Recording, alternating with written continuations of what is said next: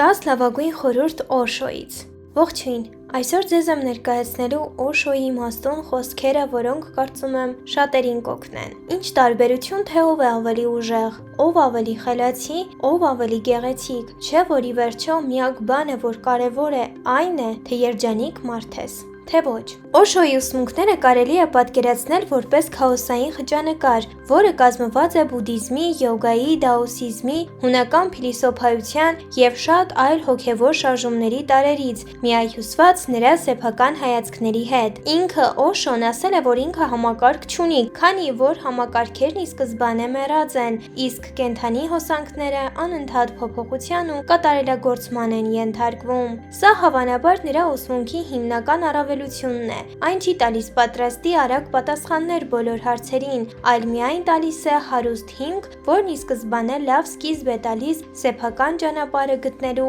և սեփական եզրակացությունները կազմելու համար։ Այսպիսով 10 լավագույն խորհուրդ Օշոյից։ Մարդիկ ամեն ինչին այնքան լուրջ են վերաբերվում, որ դա բեռ է դառնում նրանց համար։ Սովորեք ավելի շատ ծիծաղել։ Ինձ համար ծիծաղը նույնքան սուրբ է, որքան աղոթքը։ Յուրաքանչյուր գործողություն հանգեցնում է անմիջական արդյունքի։ Զգույշ եղեք և հետևեք։ Հասուն մարդը նա է, ով գտել է իրեն և որոշել է իր համար ճիշտն ու սխալը, լավն ու վատը։ Նա ինքն է դա արել, ուստի նա հսկայական առավելություն ունի կարծիք չունեցողների նկատմամբ։ Մենք բոլորս յուրահատուկ ենք։ Ոչ ոք իրավունք չունի ձեզ ասելու, թե ինչն է ճիշտ, ինչը սխալ։ Կյանքը փորձ է, որտեղ մենք ամեն օր սահմանում ենք այս փոփոխվող հասկացությունները։ Երբեմն դուք կարող եք ինչ-որ բան սխալ անել, բայց դա ձեզ մեծ օգուտ կբերի։ Լինում են պահեր, երբ Աստված գալիս է ու թակում է քո դուռը։ Դա կարող է տեղի ունենալ միլիոնավոր ձևերից մեկով՝ կնոջ, տղամարդու, երեխայի, սիրո, ծաղկի, մայրամուտի կամ արևածագի միջոցով։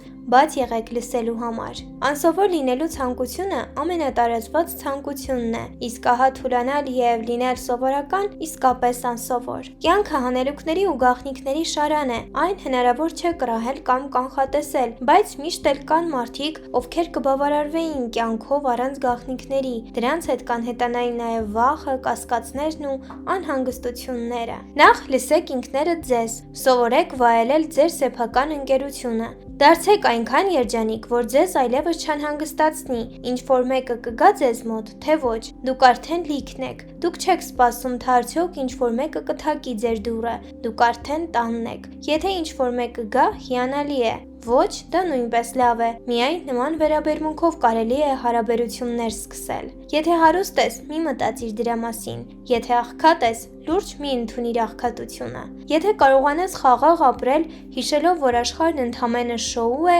դու ազատ կլինես, քեզ տառապանքը չի հուզի։ Տառապանքը գալիս է միայն կյանքին լուրջ վերաբերվելուց։ Սկսեք կյանքին վերաբերվել ինչպես խաղի, վայելեք այն։ Քաջությունը շարժում է դեպի անհայտություն, չնայած բոլոր վախերին։ Քաջությունը վախի բացակայությունը չէ, անվախությունը տեղի է ունենում, երբ դու դառնում ես ավելի ու ավելի համարձակ։ Բայց հենց սկզբում վախկոտի և խիզախի տարբերությունը այնքան էլ մեծ չէ։ Միակ տարբերությունն այն է, որ վախկոտը լսում է իր վախերը և հետևում դրանց, իսկ խիզախը թողնում է դրանք մի կողմ և առաջ է գնում։ Դուք փոխվում եք ամեն պահ, դուք նման եք գետի։ Այսօր այն հոսում է մեկ ուղղությամբ և կլիմայով, վաղն այլ է լինելու։ Ես երբեք նույն դեմքը երկու անգամ չեմ տեսել։ Ամեն բան փոխվում է, ոչինչ չի կանգնում, բայց սա տեսնելու համար շատ խորաթափանց աչքեր են պետք։ Հակառակ դեպքում փոշին նստում է և ամեն ինչ հնանում է, կարծես ամեն ինչ արդեն եղել է։ Լսեք ավելի գիտակցաբար, արթնացրեք ձեզ, երբ զգում ես, որ ամեն ինչ ձանձրալի է,